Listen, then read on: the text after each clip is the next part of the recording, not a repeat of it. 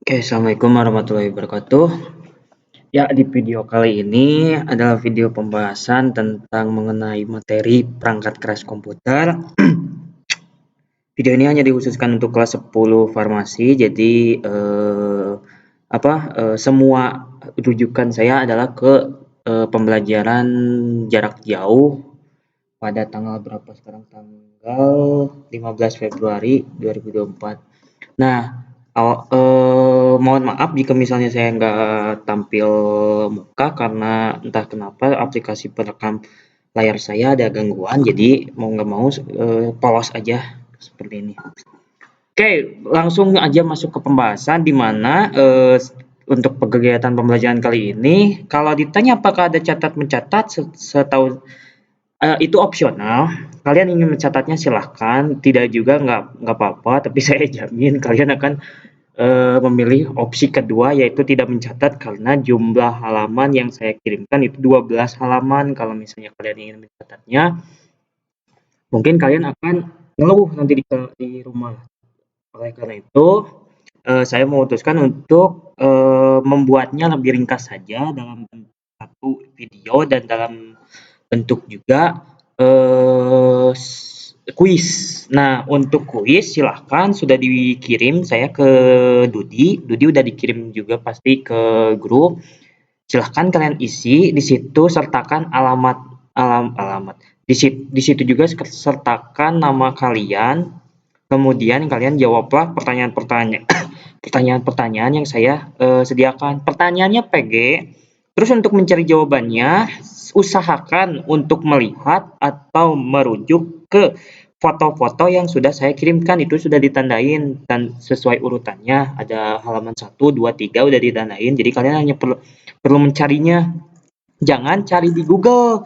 Kalau kalau cari di Google nanti ketahuan di pertemuan depan, karena di pertemuan depan saya akan tanya tuh apakah kalian mencarinya di Google atau enggak. Kalau misalnya kalian mencarinya di Google, pasti kalian sulit menjawabnya. Tapi kalau misalnya kalian mencarinya di halaman di foto yang saya kirimkan atau di materi, pasti kalian akan terbata-bata ngomongnya karena satu, kalau di internet kalian akan mudah lupa dari kutipan-kutipan yang kalian dapatkan. Tapi kalau misalnya mendapatkannya dari materi, kalian pasti terbata-bata. Kenapa terbata-bata? Karena kalian mencari dulu. Setelah mencari, kalian membaca tuh semua halamannya. Setelah membaca semua halamannya, tahu baru kalian bisa menjawabnya. Itulah perbedaannya kalau misalnya kalian melihatnya dari internet dan dari materi.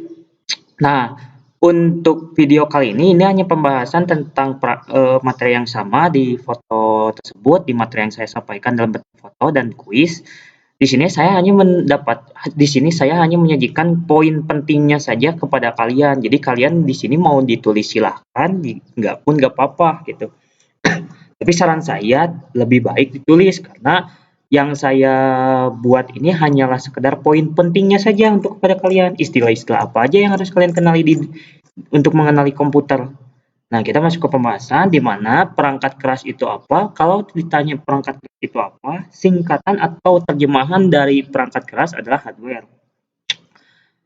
Atau dengan kata lain, perangkat keras adalah hardware komputer. Nah, hardware komputer adalah semua jenis peranti atau perangkat pada komputer yang dapat dilihat secara fisik oleh pengguna.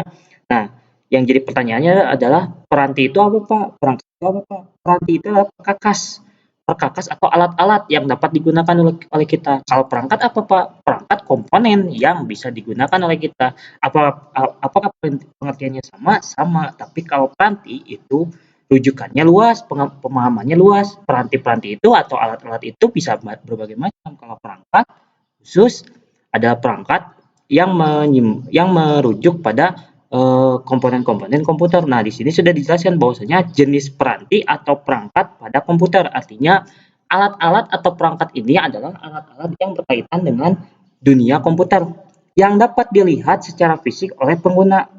Artinya selain dapat dilihat juga, kita juga dapat merabanya karena bentuknya fisik bukanlah abstrak. Kita bisa merabanya, kita bisa melihatnya, juga bisa mendengarnya. Kalau misalnya untuk perangkat-perangkat atau peranti itu.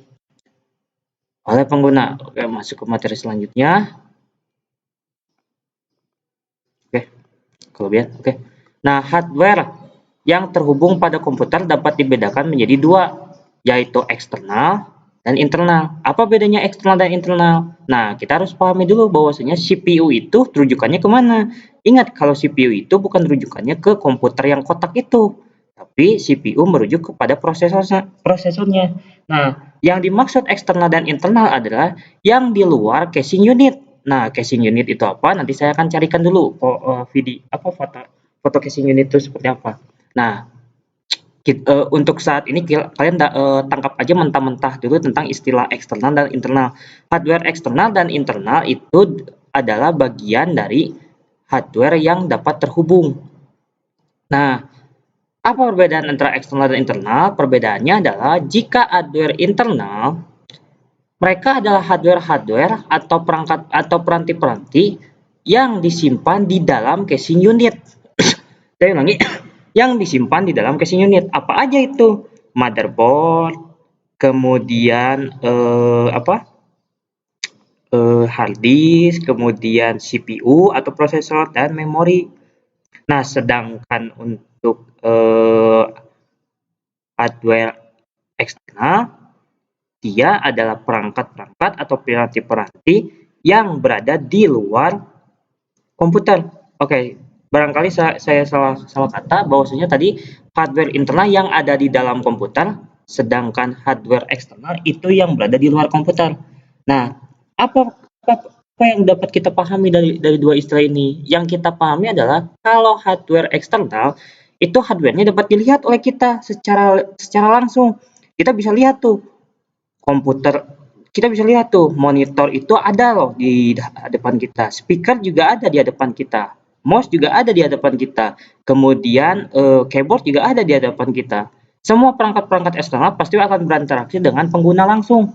Berbeda dengan hardware internal. Hardware internal ini kita harus membuka casing unitnya terlebih dahulu. Nah, nanti saya akan perlihatkan casing unit itu apa.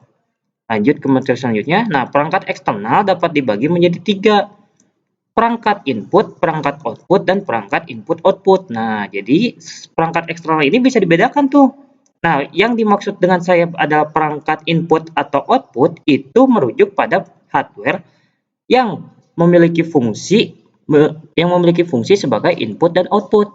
Tapi bisa juga memiliki kedua fungsi tersebut. Contohnya apa? Contohnya NAND IC atau kartu jaringan atau network card. Nah, di sini ada lagi yang harus kalian paham, port fisik dan port logika. Port fisik adalah port yang memiliki bentuk yang dapat dilihat dan diraba secara langsung serta memiliki fungsi kerja secara khusus. Nah, port ini seperti apa wujudnya? Dia seperti colokan. Nah, colokan itu adalah tempat untuk memasangkan sesuatu seperti perangkat-perangkat eksternal ini nih. Nah, perangkat eksternal ini pasti terhubung oleh kabel, di mana pada ujung kabelnya ada sebuah seperti apa disebutnya tuh? Saya lebih umumnya menyebutnya sebagai konektor, tapi kalian mungkin menyebut tapi mungkin kalian anggap aja dulu konektor itu sebagai sebagai apa ya? Ya, yang jelas coba kalian anggap aja konektor itu adalah tempat untuk memasangkan kepada port. Nah, itu aja dulu kalian, nanti lebih kalau kalian bingung bisa ditanyakan di minggu depan. Nah, kemudian port juga dapat dibedakan menjadi fisik dan logika. Tadi port fisik sudah kita tahu adalah port yang ada di dunia langsung di mana kita bisa meraba dan merasakan port tersebut. Sedangkan port logika merupakan saluran atau alamat layanan secara logika dengan mekanisme tertentu yang memungkinkan transmisi data pada komputer terjadi. Nah, port logika ini tidak nampak oleh kita, wujudnya abstrak, tapi kita bisa merasakan semua port-port itu. Terhitung ada 65.000 port logika yang terpasang atau yang tersedia di komputer masing. Jadi satu komputer itu bisa menampung 65.000, saya ingatkan 65.000 port port secara logika, sedangkan port fisik itu tergantung penyedia atau produsen pembuat motherboardnya. Nah, port fisik ini terpasang di motherboard masing-masing. Yang mana tuh port tuh? Nah, port itu adalah yang saya arahkan. Kalau kalian melihat pantat dari komputer, kemudian kalian melihat colokan-colokan seperti ini atau lubang-lubang colokan seperti ini, nah itu adalah port namanya. Nah, sekarang biar biar mempermudahnya, saya harus carikan terlebih dahulu nih tentang casing unit, gambaran dari casing unit karena poin utamanya adalah di casing unit tersebut.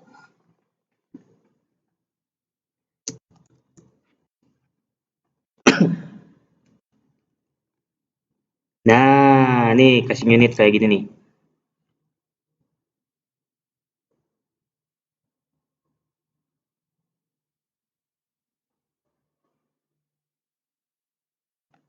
Nah, casing unit wujudnya akan seperti ini. Nah, apapun yang kalian lihat dan kalian anggap itu sebagai komputer sebenarnya adalah casing unit. Tugas dari casing unit untuk apa? Sebagai tempat untuk meletakkan seluruh komponen internal pada komputer. Juga casing unit memiliki fungsi untuk memberikan sirkulasi udara untuk memobilisasi sirkulasi udara. Nah, ingat perangkat internal itu adalah perangkat yang terdapat di dalam casing unit, sedangkan perangkat eksternal itu yang berada di luar. Makanya saya bilang bahwasanya perangkat eksternal itu adalah perangkat yang selalu berinteraksi dengan kita. Seperti monitor itu untuk melihat gambar, speaker untuk mendengarkan, kemudian mouse untuk menggerakkan pointer, kemudian keyboard untuk apa? Untuk mengetikkan sesuatu atau menggerakkan kursor. Sedangkan seperti perangkat internal ini kayak hard disk, CPU, RAM, motherboard itu terpasang langsung di dalam casing unit. Jadi kita tidak nampak tuh casing unit itu seperti apa. Casing unit.